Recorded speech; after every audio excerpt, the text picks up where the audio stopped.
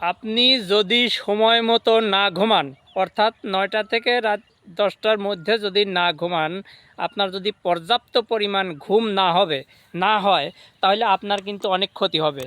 শারীরিক ক্ষতি হবে, স্মৃতিশক্তি কমে যাবে, আপনার নানান ধরনের শারীরিক জটিলতা হবে, রোগ প্রতিরোধ ক্ষমতা কমে যাবে, আপনার অনেক ধরনের সমস্যা হবে, কাজ করতে ভালো লাগবে না, পড়তে ভালো লাগবে না, কোথাও যেতে ভালো লাগবে না, শরীরটা কেমন ম্যাজম্যাজ করবে, সকালবেলা খেতে ইচ্ছে করবে না, আর নানা ধরনের সমস্যা দেখা দেবে, আপনার পেটেরও সমস্যা দেখা দেবে।